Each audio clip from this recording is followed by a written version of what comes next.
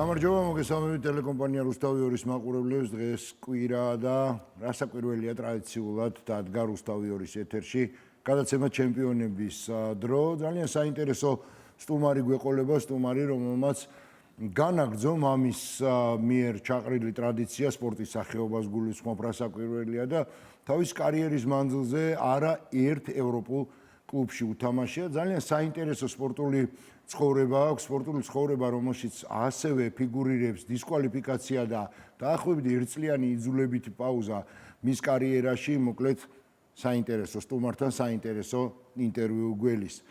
ანდრო ბითაძე, წყალბურთელი, ჩვენი დღევანდელი გადაცემის სტუმარი და ჩვენთვის განკუთვნილი დროის განმავლობაში შევეცდებით მაქსიმალურად მეტი კითხვა დავუსვათ მას. ანდრო, მოგესალმები, მადლობა რომ ხარ ჩემი გადაცემის სტუმარი. სხვათა შორის პირველი წყალბურთელი ხარ, ვინც ესტუმრა გადაცემას ჩემპიონები და მოხარული ვარ რომ ესტუმარი ხარ შენ და დავიწყებ შენთან საუბარს პირველი კითხვით. ალბათ გაცემულია პასუხი ნაწილობრივ, იმიტომ რომ მე აქვე მაყურებელს გეტყვით, რომ ანდრო არის ცნობილი ქართველი წყალბურთელის სანდრო ბითაძის ვაჟი და ბუნებრივია რომ ის გაყვა მამის გზას.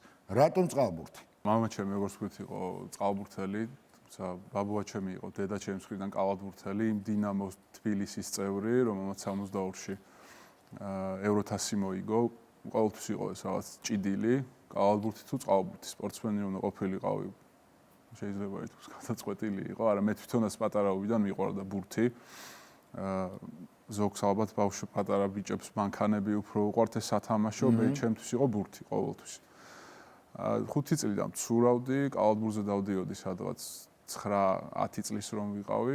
12-ის ვიყავი უკვე წყალბურთზე რომ შემიყვანა მამამ და აქ იყო რაღაცის გარდამტეხი მომენტი კალათბურთი თუ წყალბურთი, თუმცა მე თვითონ მოვიწამლე წყალბურთით, ძალიან შემიყვარდა პირველივე დღიდან და მქონდა ეს თავიდანვე მოლოდინი და წყალბურთზე სიარული მაგალითად იმიტომ არ დავიწყე რომ უბრალოდ მეულო მქონდა 12 წლიდან მქონდა მიზნად დასახული და უკვე რომ ხედავ ამ ყველაფერს პროფესიონალი წყალბურთელი უნდა გახდე. რატო გადაწონა წყალბურთმა უფრო ვიდრე კალათბურთმა? 12 წლის ასაკში ვერანაირ არჩევანს ეს შენით გონია გააზრებულად ბოლომდე ვერ გააკეთებ. მამის ფაქტორი იყო რა თქმა უნდა. ეხლა მამა რო ყავს წყალბურთელი და მთელი ბავშვობა რო გიყვება თავის ისტორიებს სამწუხაროდ ვერ მოვესწარი მის თამაშს. ამ ისტორიებს სახშიც რო კედელი არის მედლებით სავსე გიჩნდება ალბათ პატარაობიდან რაღაცის გებეჭდება რომ გინდება ჩემ შემთხვევაში ეგრე იყო რომ მეც მომინდა და თვითონ ამის ფაქტორიც იმდენად ჩართული იყო ამ პროცესში ჩემი ვარჯიშის ბიძგი იყო ეგეც იმისკენ რომ მე თვითონაც რაც შემიყვარდა ახლა ეს წყალბურთი უფრო დამხმარებოდა ამ გადაწყვეტილების მიღებაში. დედის როლი როგორი იყო ამ შემთხვევაში? ნუ მამა გასაგებია და ბუნებრივია ალბათ დღეს ბატონი სანდრო ერთ-ერთი უბედნიერესი ადამიანია რომ შენი სახით ჯერ ნუ ასეთი ვაჟი ყავს და შემდეგ კიდევ ეს ვაჟი ცნობილი წყალბურთელი არანაკლებ ვიდრე მამა. გრძნობ რომ უბედნიერესი არის. მამა ჩემს ზოგადად 90-იანებში ისეთი პერიოდი იყო რომ მოუწია ამ სიტუაციის გამო ნაადრევად კარიერის დასრულება და ვიცი რომ ბედნიერია უკვე შვილი რო აგზელებს რაღაც მის ნაკვალებს და დედის როლიც ძალიან დიდი არის, რადგან სადღაც 5-დან 12 წლამდე დედა იყო, ვისაც დავყავდი აუზზე, სულ ჩემ გვერდით იყო ცურვაზე და უკვე წყალბურთზე რო გადავედი, უკვე მამას გადამაბარა. ანუ როდის ჩათვალე შენ და შენმა ოჯახმა, რომ შენი კარიერა უნდა დაკავშირებოდა წყალბურთს? ზოგადად ვფიქრობ, ყველა სპორტსმენის კარიერაში ალბათ არის რაღაც ისეთი მომენტი, როდესაც გეფიქრება, რომ ალბათ სხვა რაღაცის კეთება გინდა, უბრალოდ სტრესის პასუხისგებლობა პატარა ასაკში ართულებს, რომ იპოვო რაღაც ძალა და ენერგია, რომ გააგრძელო ესევე საქმიანობა. ხა ჩემ შემთხვევაში მაგალითად 15 წლის როცა ვიყავი, პირველად როცა წავედი საზღვარგარეთ, სერბეთში სათამაშოდ, პატარა ვიყავი ასაკით, ეს უფრო იმიტომ იყო მივიღე ეს გადაწყვეტილება, რომ მაგასაკშიც მესმოდა, რომ საჭირო იყო უფრო განვითარება და ამ სერბული სკოლის გავლა, თუმცა ძალიან რთული იყო. ნუ დიდწილად ჩემმა მშობლებმა მიიღეს ეს გადაწყვეტილება, იმიტომ რომ მაგასაკში ესე ბოლომდე შენით ვერ იაზრებ. თუმცა ამის შემდეგ უკვე 16 წლიდან, როდესაც პროფესიონალი გავხდი, ესე ვთქვათ, შევაბიჯე ამ პროფესიონალურ წყალბურთში მონტენეგროში და 2 წელი სადაც ძალიან დიდი სკოლა გავიარე წყალბურთის, აი აქედან მოყოლებული იყო უფრო ის მომენტი ჩემთვის, მე თვითონაც რომ მივხვდი თავიდან ბოლომდე, რომ უკვე რომ ჩემით გავეცანი ამ სამყაროს წყალბურთის, პირველი ნაბიჯები გადავდგი, რომ ზუსტად ვიცოდი, მინდოდა ბოლომდე გავყოლოდი ამ სპორტს. აი ეს იყო ის მომენტი, აი მონტენეგროში, როდესაც ისეთ მოთამაშეების წინააღმდეგ და ვითამაშე, რომლებსაც რამოდენიმე წლის წინ ტელევიზორში უყურებდი, რაღაც ისეთ დიდი მაგას აი პატარა ბავშვი რო და მე უკვე პირისპირ წყალში. პირისპირ ვითამაშები, ან თუნდაც ჩემი ერთ-ერთი საყვარელი წყალბურთელი იყო პატარაობაში, ბორის ლოკოვიჩი, ცენტრი, რომელიც მეორე სეზონი მონტენეგროში უცებ ჩემი გუნდელი გახდა. იმხელა რაღაცა იყო. რაღაც 3 წლის წინ რო უყურებ ტელევიზორში და უცებ შენი გუნდელი რო არის, შენი კოლეგა და ძალიან ბევრ რაღაცას რო გასწავლის და გიზიარებს. 15 წელი არის სასკოლო ასაკი, ჯერ კიდევ. პარალელი, როგორ ახერხებდი ამ ყველაფერს, ესე ძალიან საინტერესოა და შესაბამისად თუ კი რაიმე შეფერხებები იყო, ალბათ ოჯახის პოზიციას გათვალისწინება დაჭირდებოდა მან, ხო?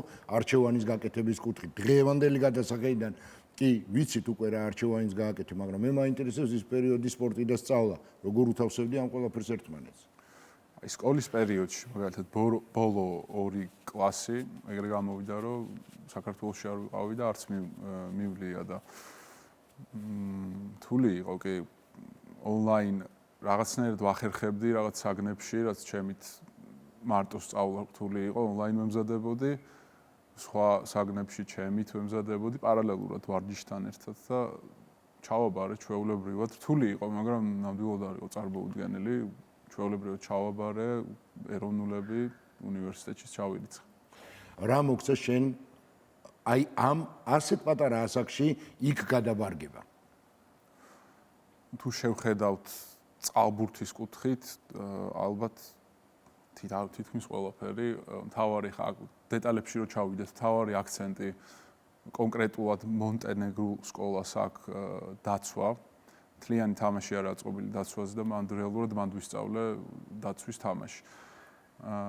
ბევრი სხვა რაღაც, ალბათ ის აი ბაზა რაც უნდა გაიარო სპორტსმენმა ახალგაზრდობაში, რაც მთელი ცხოვრება, მთელი კარიერის მანძილზე და შემდეგ ცხოვრებაც მოყვება, აი ეს ბაზა დავაგროვე მან და ამის მერე ბევრად მარტივი არის.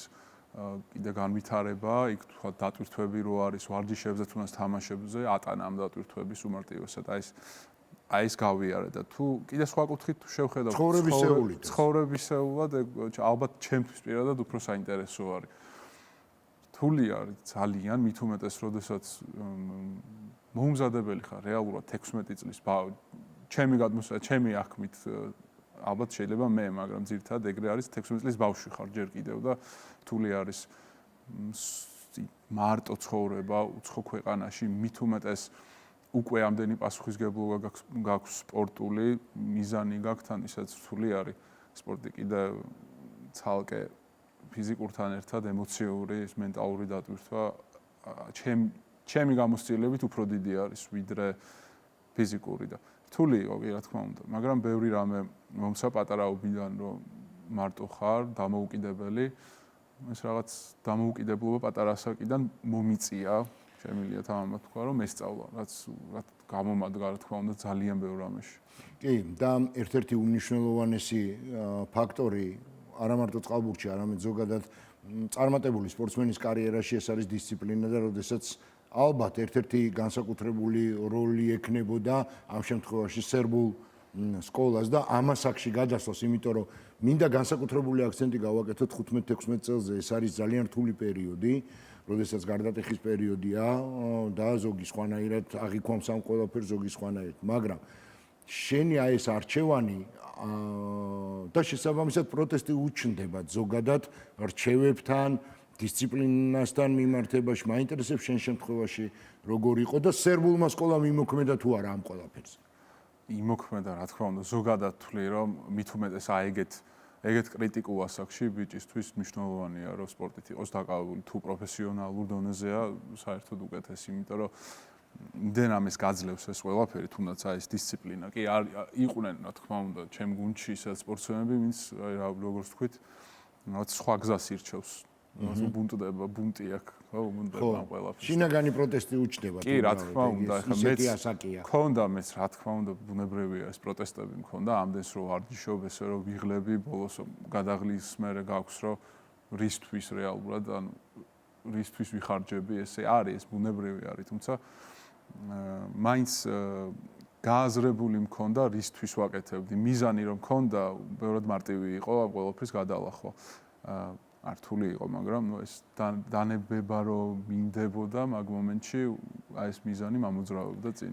ნაკრებში პირველი გამოძახება, რაც ყველასთვის ბუნებრივია, ერთ-ერთი უმნიშვნელოვანესია კარიერულ გზაზე. პირველი გამოძახება და თამაში იყო 15 წლის რო ვიყავი თბილისის თასზე, სადაც უკრაინას ვეთამაშეთ. ერთ-ერთი მატჩი, პირველი მატჩი იყო უკრაინასთან. სადაც გავიმარჯვეთ და თავი ინდივიდუალურადაც გამოვიჩინე თავი და მახსოვს ეს ემოციები ამ თამაშის მერე, რამდენად ბედნიერი ვიყავი და შევსებული ეს თამაშის მერე ყოველთვის ქონდა დღემდე მაქვს, როდესაც თამაშს ვიგებთ და მეც კმაყოფილი ვარ ჩემი კონტრიბუციით გუნდის მიმართ, ნაკრების მიმართ შევსებული ვარ თითქოს და თლიანი ადამიანი ვარ. აი ეს მომენტი მქონდა 15 წლის ასაკში. თუმცა უფრო ემოციურად დამამახსოვრდა პირველი ევროპის ჩემპიონატი, როდესაც 18 წლის ვიყავი ბელგრადში, იმ არენაზე, სადაც ახლა ცოტა ხნის წინ მქონდა. აი ეგ უფრო მახსოვს ემოციურად ამ ხელა ტურნირზე, ჯერ ამ ხელა არენა იყო სავსე ტრიბუნებით, რო ეთამაშები უკვე უფროს ნაკრებს, პასუხისგებლობაც რო ზუსტად იგივენაირი გაქვს, როგორც ყველა სხვა დანარჩენი ნაკრების წევრს. შენ ქონდა კარიერის მანძილზე მიუხედავად აი ამ დადებითისა, რაც შენ ჩამოთვალე, ძალიან უარყოფითი პერიოდი. ერთი და მინდა ეს უარყოფითი პერიოდი გაგახსენებინო, იმიტომ რომ ამ ყველაფერს თან მოყვებოდა ასევე ფსიქოლოგიური ტრავმაც, ხო? იმიტომ რომ ამას ჭირდებოდა გადალახვა. გავიხსენოთ დისკვალიფიკაციის პერიოდი, რატომ, როგორ და რის გამო მოხდა ეს ყველაფერი? არ მიჭირს საერთოდ ამ გადმოსახედიდან ამაზე საუბარი, რადგან როდესაც იცი რომ სუფთა ხარ, მარტივია ამაზე ლაპარაკი. ოდნავ ესეთი სისულელე მოხდა, ესე შეიძლება ვთქვა. იტალიაში ბოლო სეზონში სანამ დისკვალიფიკაცია მექნებოდა ორტიჯაში შემაწუხა კანის ინფექციამ. შევიძინე აფთიაქში თვითნებურად. თვითნებურად კი შევიძინე კრემი, რომელიც მოвихმარე და ამის შემდეგ ტესტის შემდეგ ამომიგდო ჰორმონი, რომელიც ამ კრემში შედიოდა. სხვათა შორის ზუსტად იგივე კრემი, ზუსტად ერთ პერიოდში მე და ჩოგბურთელ სინერს და ორივე ჩავარდით დოპინგზე. მე და სინერი ისე მოხდა, რომ ერთი და იგივე ადვოკატიც ყავდა, იტალიელი, რომელმაც ძალიან კარგად იმუშავა, დავამტკიცეთ უდანაშაულობა იმ ხრივ, რომ არაფერს არ მოვიხმარდი იმისთვის, რომ ჩემი პერფორმანსისთვის რამე დადებითი ქონოდა. უბრალოდ კრემი იყო, დერმატოლოგიური პრობლემა. ნუ დავამტკიცეთ ეს სიმართლე, წესდებაში იყო, რომ ამ ნივთიერებაზე, ამ ჰორმონზე, კლოსტებოლი ქვია ამ ჰორმონს, მინიმუმი იყო 1 წელი, მაქსიმუმი 4+. ისე მოხდა, რომ არ ამცდა სასჯელი, როგორც დაუდევრობა ისე ჩაითვალა და 1 წლიანი დისკვალიფიკაცია მომცეს. მიუხედავად იმისა, რომ მოგებული პროცესი გქონდათ. კი, მიუხედავად მაგისა, ვამცდა, იმიტომ რომ კი, რა თქმა უნდა, ყოველთვის ვიაზრებდი, რომ სპორტსმენის პასუხისგებლობა არის შეამოწმო ყველანაირი მედიკამენტი. კურსიც კი გავლილი მაქვს ანტიდოპინგის და ვიცოდი, თუმცა მახსოვს კრემებზე იქ არ იყო ესე საუბარი, უბრალოდ ნივთიერებებზე იყო საუბარი. უბრალოდ ვერასდროს ვერ ვიფიქრებდი, რომ შეიძლება კრემით ამხელა რაღაცა მომხდარიყო. ეს იყო და ეს დაუდევრობა მეტი არაფერი. ამ გადმოსახედიდან მარტივად საუბრობ, თუმცა აი როგორც თქვით, მაგ პერიოდში არ ვიცი, გავარდნილ მოწმენდილ ცაზე გავარდნილი მეხივით იყო. ანუ საერთოდ ვერც მივხვდი რომ მომივიდა მეილი რომ ჩავარდი დოპინგზე, რა შეიძლება ყოფილიყო, იმიტომ რომ იმდენად ფრთხილი ვარ ზოგადად, დანამატებსაც კი არ ვსვამ, ვიტამინი, მინერალები, მეტი არაფერი. რამდენადაც მე ვიცი, შენ არ ქონდა ვარჯიშის უფლება გუნდთან ერთად. თუ სწორად ვიცი. ერთი თვე მიდიოდა მუშაობა ამ кейსზე, როდესაც არ იცი, 1 წელს გაძლევენ, საერთოდ არ გაძლევენ, 4-ს გაძლევენ, 1000 აზრი გიტრიალებს თავში, ხა 4 წლის მანძილზე ძალიან რთული არის გააგრძელო ალბათ, გამიჭირდებოდა გადაწყვეტილების მიღება. ეს ერთი თვე იყო რთული, თუმცა მე რომ დავამტკიცეთ სიმართლე და ერთი წელი უკვე რომ იცი, რომ აი გაწერილი გაქვს, რომ ერთი წელი აღარ ხარ შენ საყვარელ საქმიანობაში, მე უკვე ალაგ დროსაც ისე ანაწილე პერიოდებს და რაც უნდა აკეთო, რომ მე უკვე იცი, რაღაცა ეს ერთი წელი გაწერილი აქვს და მიზნები გაქვს, პატარა მიზნები დასახული. ყველაზე რთული აი იყო ზუსტად რომ გუნდური სპორტი არის, წარმოუდგენელია თითქმის მარტო ვარჯიში. ესეც არ შემოძლო არც ერთ გუნდთან ერთად ვარჯიში, ესეც არ ვიცი, ჩემი აზრი არ მესმის თუ ამტკიცებ რომ უბრალოდ დაუდევრობა იყო, ალბათ უნდა დაგრთონდება, თუმცა წესებში ესე არის, რა თქმა უნდა პატივცემ ყველანაირ წესს. მომიწია მარტო ვარჯიში, ძალიან რთული იყო, იმიტომ რომ ხო კოლექტიური სპორტია და კოლექტიურად ვარჯიშობ, იქ კარგი დარბაზში არაა პრობლემა მარტო ვარჯიშის, თუმცა წყალში პასივის უნდა მიცე, კარშივის უნდა დაურტყა, მაქსიმუმ იცურაო და გამოვიდა ისე რომ ეს ერთი წელი ჩემით დარბაზში ვარჯიშობდი, შემდეგ წყალში ცურავდი. მეტი ესე არაფერი, მაგრამ რთული იყო, მაგრამ ეს ერთი წელი მიზნად მქონდა, რომ არ მოვდუნებულიყავი საერთოდ. გააზრებული მქონდა თუ მოვდუნდებოდი, თუნდაც 2-3 კვირა გადაბმულად, უკვე ძალიან რთული არის აღდგენა იმ ფორმის, რაც მქონდა. ამიტომ ეს ერთი წელი არ გავჩერებულ ვარ და ძალიან რთული იყო. ძალიან რთულია მარტო ვარჯიში. რამდენად დიდი როლი ითამაშა შენმა ოჯახმა ამ ერთ წლის განმავლობაში შენი ფსიქოლოგიური სტრესის მოხსნის თვალსაზრისით? ძალიან გვერდში მედგა ყველა. საერთოდ მანდ ესე თუ მომენტებში არის, როდესაც ჩანს ზოგადად ვინა შენიანი ოჯახს, რა თქმა უნდა, არ გულისხმობ ხა შენიანში, მეგობრებს, ახლობლებს გულისხმობ. გამოჩნდა ბევრი რამე, რა თქმა უნდა, ჩემი ოჯახი ბოლომდე გვერდში დამიდგა და ძალიან მადლიერი ვარ ზოგადად, რომ მაქვს ამის ფუფუნება. მამა ჩემი თუნდაც რაღაც პერიოდი ფინანსურადაც გვერდში მედგა, მორალურად ჩემი და ყოველთვის გვერდში მყავს დედა ჩემი ბებია.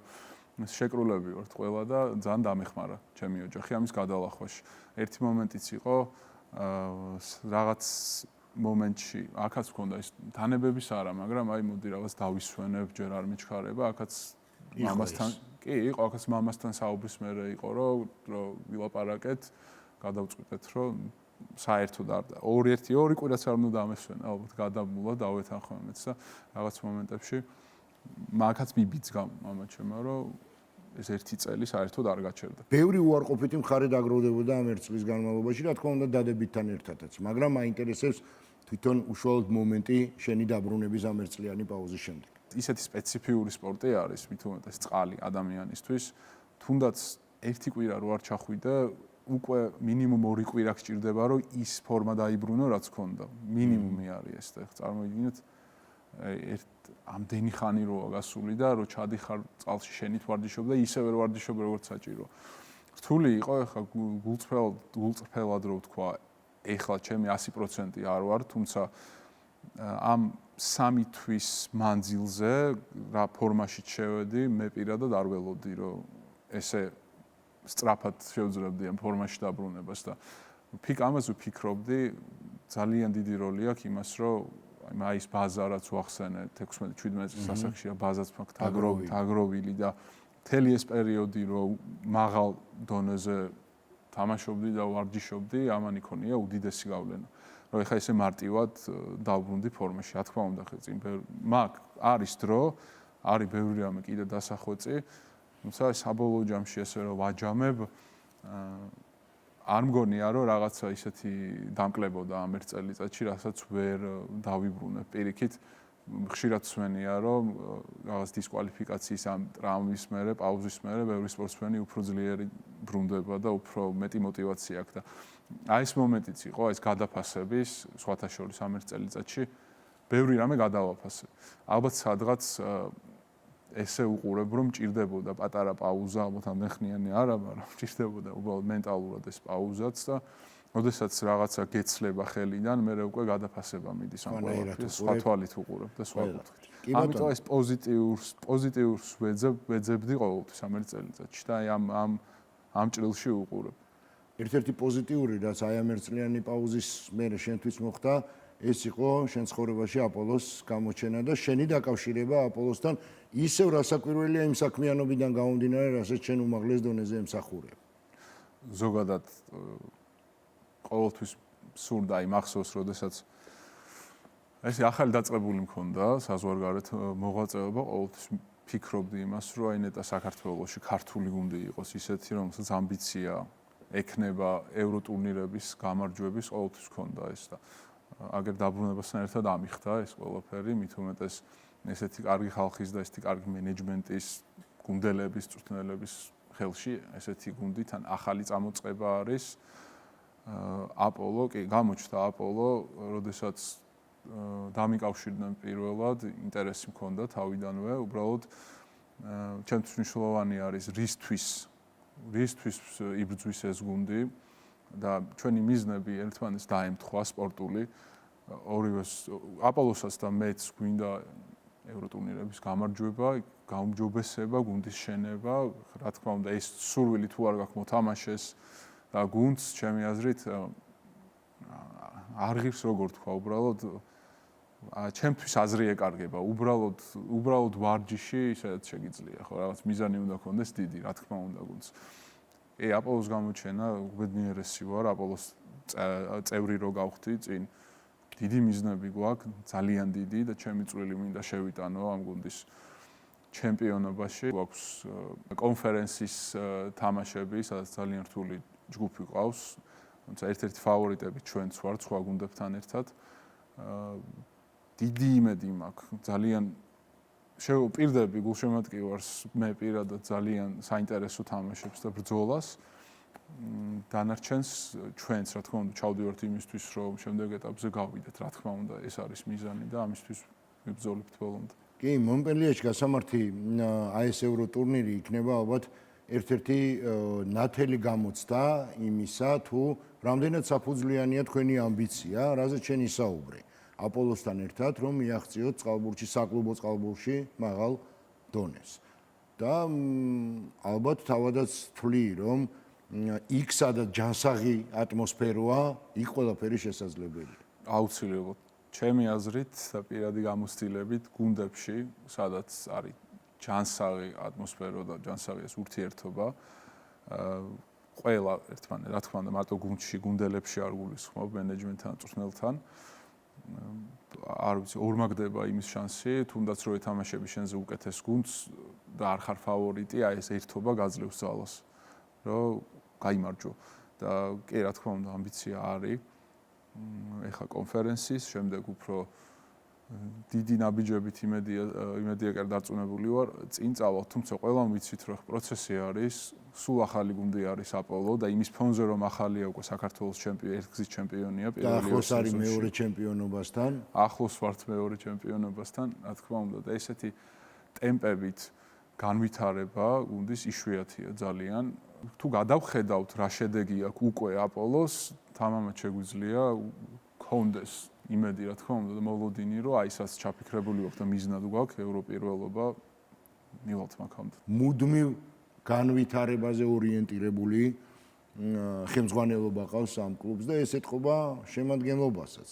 დაიმატეს ანდრო ბითაძე, დაიმატეს დენეშ ვარგა. ლეგენდა წყალბურთის, რაც უაღრესად მნიშვნელოვანია არა მარტო ქართული აპოლოს განვითარებისთვის, არამედ ზოგადად ჩვენ ქვეყანაში წყალბურთის განვითარებისთვის.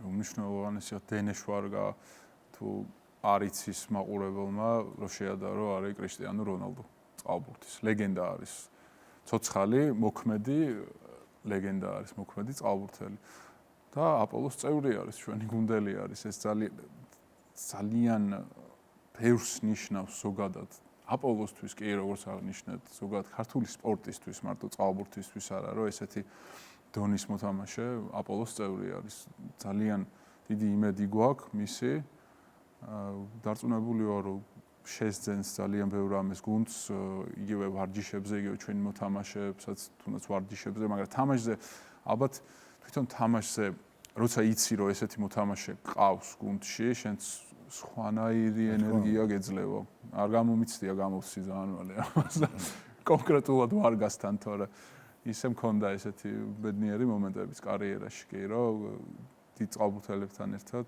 გვერდ-გვერდ მეთამაშე. მათ შორის ვარგას წინააღმდეგ აქ ნათამაშები. კი, ვარგას წინააღმდეგაც მაქვს ნათამაშები, ესე პირისპირაც და საუბრობდით ჩვენ მაგაზე, რომ ვარგას როცა ვითამაშებოდი 100% კონცენტრირებული ვიყავი მარტო ვარგაზე, აი ეს 100%. სადმე არიწოდი რა ხდებოდა არა, სხვა არაფერი არ არსებობდა, არც რაღაც ზონა, არც დახმარება, უბრალოდ მქონდა რომ აი ვარგა არ გამეპაროს სადმე და რაღაც გოლი არ გაიტანოს. ისეთი რომ შემწხვეს მე. დღეს ანდრო ბითაძის შინაგანი ემოცია როგორია და გძნობს თუ არა იმას რომ იქ არის სადაც უნდა იყოს ამ შემთხვევაში გულისხმობ იმ კლუბს რომლის ღირსებასაც შენიცავ რადგან ჩვენ ხაზი გავუსვით უმნიშვნელოვანეს დეტალს და ეს დეტალი არის ჯანსაღი ატმოსფერო. კი, რა თქმა უნდა, პირველი რაც ვთქვი, რომ ქართული გუნდი არის, ეს არის ჩემთვის უმნიშვნელოვანესი, როცა ქართული გუნდით, სახელით ვასპარეზობთ და ამბიცია გვაქვს ჩემპიონობის და მეორე კიდე რა გუნდი არის, ხო გააჩნია, ეს არის აპოლო, სადაც როგორც აღნიშნეთ, მენეჯმენტით სწორი ნაბიჯებით ავითარებს გუნდს. ყველას გვესმის, რომ პროცესი არის, კი, ჭირდება ამას დრო და პლუს ამ ყველაფერთან ერთად ამბიცია არის და ამბიციასთან ერთად მეორე მენეჯმენტის მხრიდან შესაბამისი პირობებიც მოდის. ეს იშვიათი არის სპორტში, ჩემი გამოცდილებით მით უმეტეს წყალბურთში იშვიათია, როდესაც ესე გაფასებდნენ სპორტსმენს და აპოლოში ეს იგრძნობა ეს კიდევ ერთი დიდი მიზეზი არის, რომ თავი კომფორტულად და ბედნიერად იგრძნო აპოლოში. აქედან გამომდინარეც არის ალბათ, რომ ერთ-ერთი მიზეზი, რომ ესეთი ჯანსაღი გარემო არის გუნდში. კი ბატონო. ძალიან დიდი მადლობა ანდრო, წარმატება მინდა გისურვო, ვიცი რომ უაღრესად მნიშვნელოვანი ტურნირი გელით ევრო თასების სახით უახლოეს დღეებში და ვიცი რამხელა შრომას დებთ იმისათვის რომ თქვენ მიაღწიოთ წარმატებას მონპელიეს ტურნირზე და მინდა წარმატება გისურვოთ რასაკვირველია მთელ გუნდს და შენ პირადად ბევრი გოლი გაგეტანოს რაც ევროპის ჩემპიონატზე ჩვენ ნაკლებად ვიხილეთ თუმცა ეს გამოწვეული იყო იმ სათამაშო დროის სიმცირიდან რაც შენ გქონდა ევროპის ჩემპიონატზე და იმედი ასე არ იქნება უკვე საკლუბო დონეზე. მადლობა კიდევ ერთხელ და წარმატება. მადლობა თქვენ რომ იყავით ჩვენი გადაცემის მაყურებლები, მე ვფიქრობ საკმაოდ საინტერესო ინტერვიუ შედგა. ანდრო ბითაძე იყო ჩვენი დღევანდელი ჩემპიონების სტუმარი. მე გემშვიდობებით ზუსტად ერთი კვირით, ერთ კვირაში კი ტრადიციულად რუსთავი 2-ის ეთერში ტრადიციულად 3 საათიანი კურიერის დასრულების თანავე შევხვდებით ერთმანეთს. კიდევ ერთხელ დიდი მადლობა და კარგად გრძანდებოდეთ.